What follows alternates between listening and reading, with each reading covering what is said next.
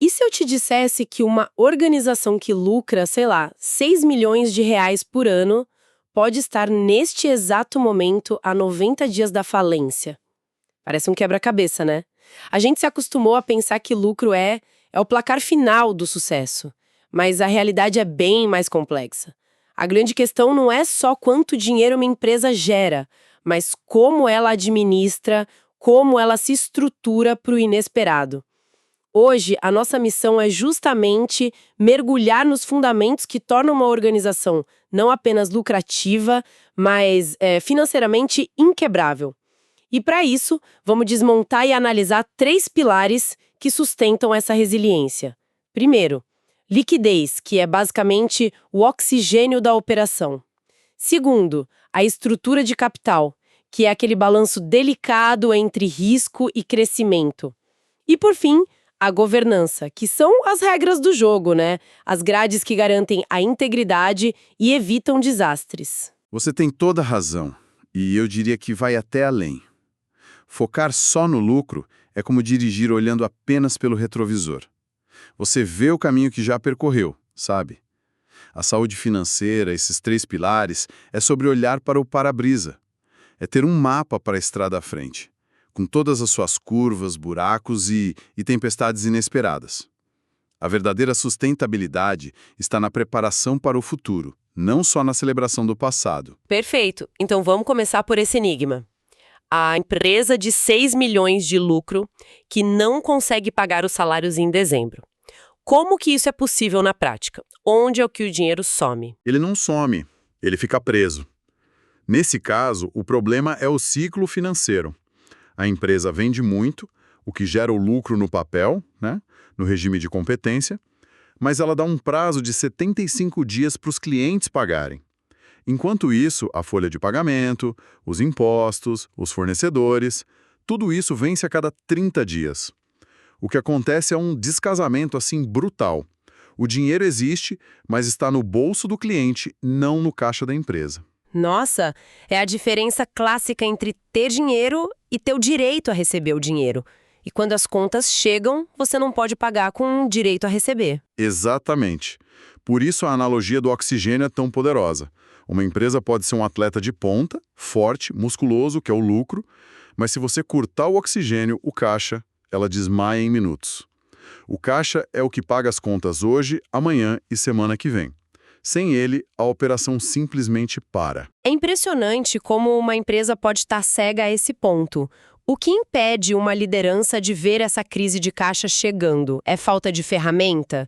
É otimismo excessivo de que, mês que vem o dinheiro entra? Geralmente é uma combinação dos dois, mas a falta de uma ferramenta adequada é o principal. A solução para essa miopia financeira é surpreendentemente simples, na verdade. Uma projeção de fluxo de caixa de 12 semanas. É um mapa. Semana a semana você lista tudo que vai entrar e tudo que vai sair, sem achismos. Ou seja, é um sistema de alerta antecipado. Você vê o iceberg 4 semanas antes de bater. Não quando já está ouvindo o barulho do metal rasgando no casco do navio. Exatamente isso. Pensa no CFO do nosso exemplo. Na semana 1, ele faz a projeção e vê um buraco de R$200 mil lá na semana 5. Ele não entra em pânico. Ele tem 4 semanas de antecedência. O que ele faz? Pega o telefone, liga para os 3 maiores clientes e negocia uma antecipação. Oferece um pequeno desconto, depois liga para um fornecedor e estende um pagamento. Pronto. A crise que aconteceria na semana 5 foi resolvida na semana 1 sem estresse nenhum. Isso nos leva a uma pergunta fundamental. Quanto oxigênio é preciso ter no tanque? Qual é o nível de segurança? Olha, a regra de bolso que funciona muito bem, o padrão ouro, vamos dizer assim, é ter um colchão de segurança de 6 a 12 meses de despesas operacionais guardados em caixa. Basicamente, a pergunta que o líder tem que se fazer é: se minha receita fosse a zero amanhã, por quanto tempo a empresa sobrevive sem desespero? Essa é a pergunta-chave. Imagino que isso tenha sido a linha divisória entre a vida e a morte para muitas empresas durante a pandemia. Quem tinha esse colchão conseguiu se adaptar, quem não tinha... Sem dúvida. Uma organização com 12 meses de reservas em caixa, mesmo que a receita caia 40%, sobrevive por quase 18 meses.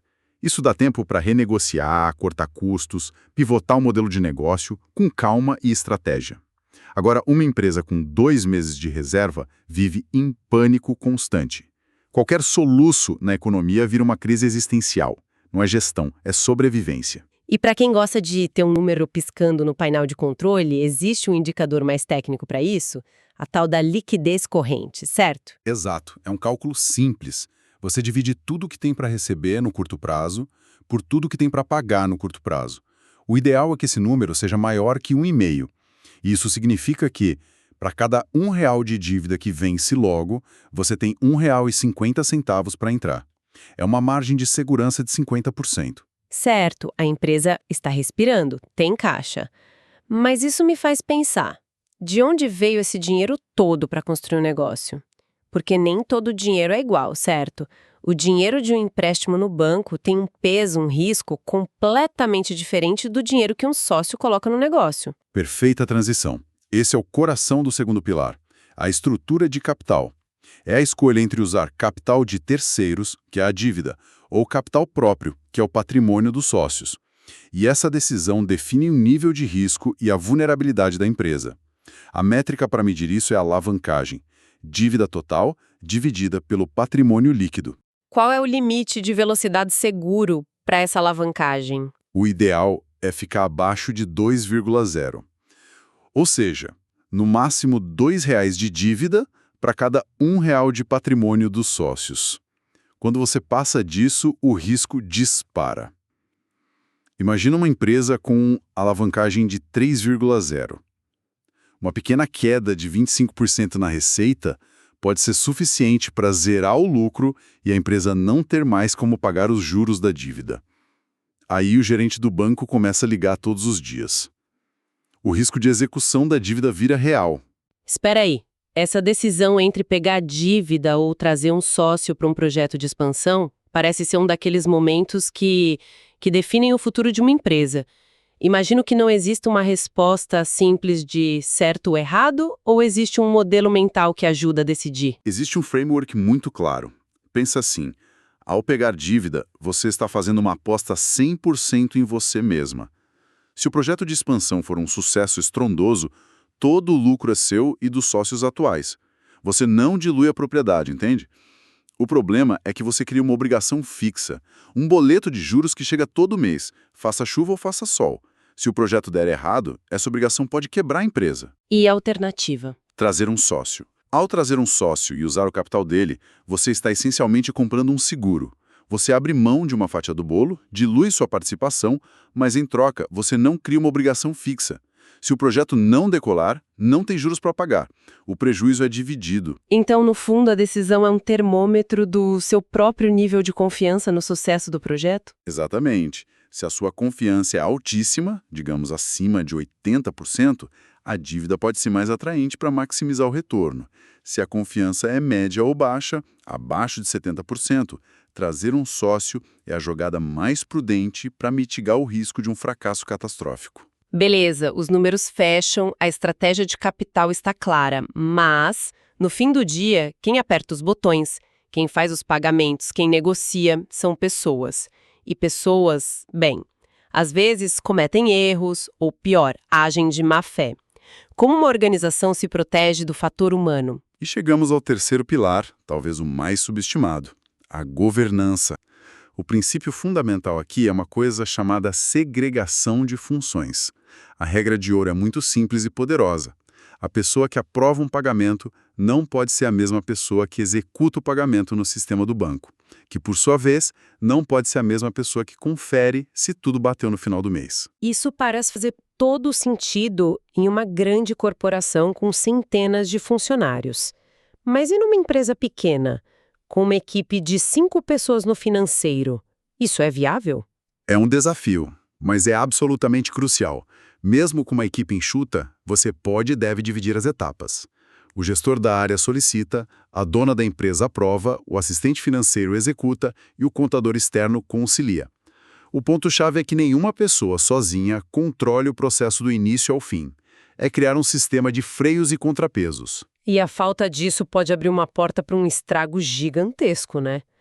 Lembro de ter visto um caso de um gerente financeiro que, por ter o poder de aprovar e pagar fornecedores, causou um rombo milionário. Sim, o caso é clássico. Ele simplesmente criou uma empresa fantasma no nome da esposa, emitia notas fiscais frias e, como ele mesmo aprovava e pagava, transferiu R$ 1.200.000 ao longo de 24 meses. R$ 50 mil por mês. A fraude só foi descoberta por uma auditoria externa, 2 anos depois. A ausência de um processo simples abriu essa porta. É assustador. Existem sinais de alerta, red flags, que uma líder pode observar para desconfiar de algo assim? Com certeza. 3 sinais clássicos. Primeiro, o funcionário que nunca tira férias. Nunca. Ele tem medo que na sua ausência alguém mexa nas suas gavetas e descubra o esquema.